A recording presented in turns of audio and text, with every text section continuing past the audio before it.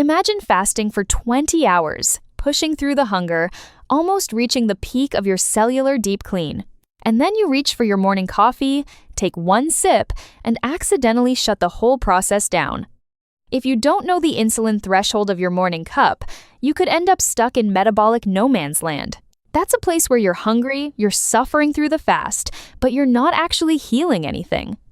And the worst part? Most people making this mistake have absolutely no idea it's even happening to them. Now, if you're brand new here, we just dropped a video on 7 signs your body has entered autophagy. Definitely check that one out via the card above after this to make sure your baseline is fully locked in. But here's the good news. By the end of this video, you'll know exactly what the clinical data says.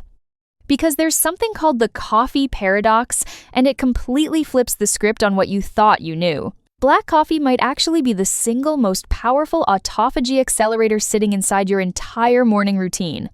Provided, and this is the key, you don't make one very simple, very sweet mistake. We will get there. So where does all this confusion actually come from? It's bro science, spreading like wildfire across the internet. These gurus claim that even one single calorie will break your fast and shut down everything you've built. But here's the thing, your body does not run on math. It runs on hormonal switches, not a calorie counter. And at the center of all this is a biological tug-of-war happening right now inside your cells. The first player is called mTOR, your body's growth manager. When it's active, cellular cleaning grinds to a full stop. The second player is AMPK, your body's fuel gauge. When it senses energy running low, it hits the recycle button. When AMPK fires up, autophagy switches on. Your cells start breaking down junk, recycling damage, and clearing the debris. So the real question is never how many calories is this? The question is, which switch does it flip? That one mindset shift is what separates people who fast smart from people who just fast hungry and miserable. And when you run coffee through this hormonal lens, it starts to tell a very different story than you've heard. We're building the complete metabolic resurrection manual on this channel, so subscribe and don't miss the final protocols. Okay, point 1, the insulin myth. And I know this particular fear is making a lot of people hesitate. You take your first sip of black coffee and immediately your brain asks, did I just spike my insulin? Am I crashing out of autophagy before the fast even had a chance to do its real work? That fear is understandable, but the clinical data is actually very clear and very reassuring on this point. Pure black coffee contains negligible calories and does not trigger a meaningful insulin response in healthy individuals.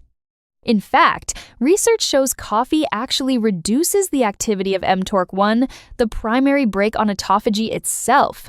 So instead of slamming the brakes on your deep clean, black coffee is essentially sending in a maintenance work order.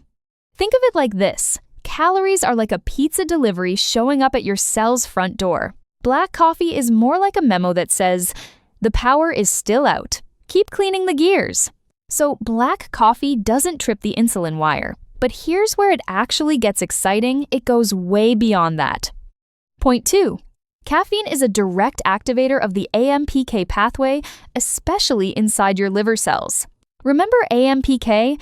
That's your body's fuel gauge, the switch that tells your cells to start the deep clean. Caffeine doesn't just keep you awake. It's actively promoting fatty acid oxidation and clearing out liver fat markers. You know that sharp, almost electric focus you feel about an hour after your morning black coffee? That neurological second wind isn't just a caffeine buzz. That is your AMPK pathway firing up system-wide. Your body has essentially received a signal that says, energy is scarce, fat is the fuel, and it's time to work. Here's the analogy I want you to lock in. Fasting alone is like sweeping a dirty floor with a broom. You're making progress, but some of that deep grease on the heavy machinery just won't budge with a broom. Caffeine acts like a cleaning solvent. It makes the grease slide right off, and it makes the whole job twice as fast. So you're not just fasting.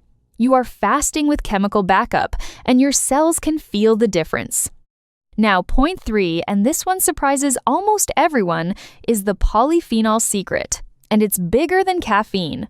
Have you ever noticed you still feel sharp and clear-headed even on days you drink decaf? There's a reason for that.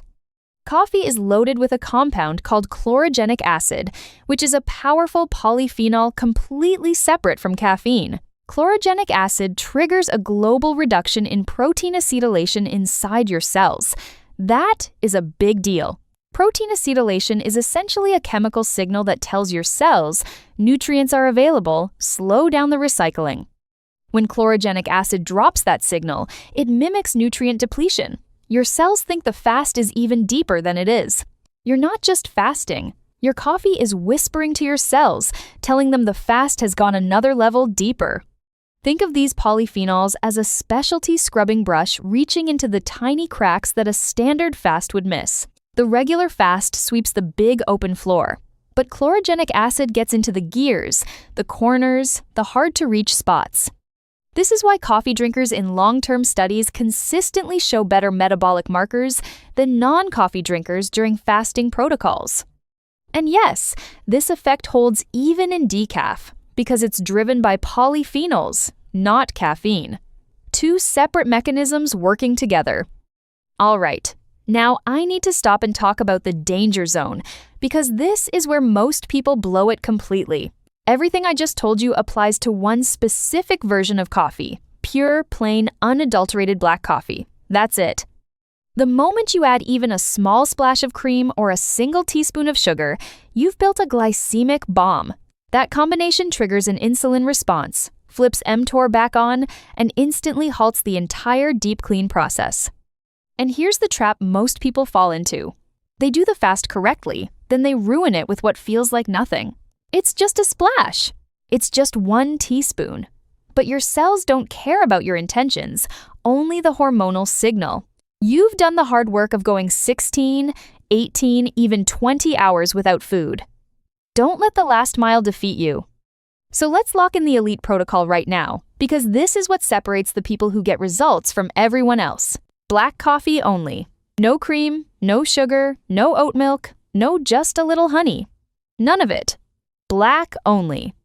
Drink it within the first 2 hours of waking before your fast window closes, and let the AMPK pathway do its work. If you are caffeine sensitive, go decaf. The chlorogenic acid is still fully active and your cells will absolutely feel it. And if you want to stack the effect, drink it slowly over 20 to 30 minutes, rather than one fast shot. This keeps the AMPK signal elevated for longer, instead of one sharp spike that fades before your fast window peaks. That's it.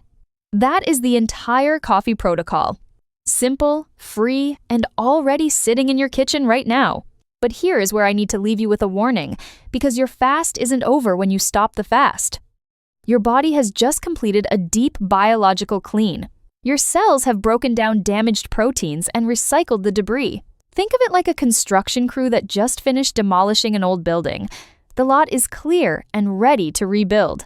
But if you pour the wrong materials onto that fresh foundation right now, you can undo everything in under 10 minutes. This is what researchers call refeed shock, and it's more common than you think. Heart palpitations, energy crashes, inflammation spikes. Most people break their fast with the exact same foods that made their metabolism sluggish in the first place. And now, their freshly cleaned, highly sensitive cells absorb that junk at an amplified rate. That is the real danger zone. Mastering the coffee protocol without mastering the refeeding protocol is like cleaning your engine and then pouring in dirty oil. So here's what I need you to do right now. Click the video on your screen, Never Break a Fast Like This. Inside that video, I walk you through my full bone broth protocol, the SOS-free refeeding method, step by step. You'll know exactly what to eat first, how much, and in what order to rebuild your cells with high-quality bricks. Not junk materials, not random healthy foods that spike insulin at the worst possible moment for your biology. You've done the hard part. You pushed through the hunger. You protected the deep clean with your black coffee. Don't let the final 10 minutes of your fast be the thing that erases 20 hours of disciplined, intentional work. In the next video, I'm going to reveal exactly why the moment you break your fast can make or break everything. Stay tuned.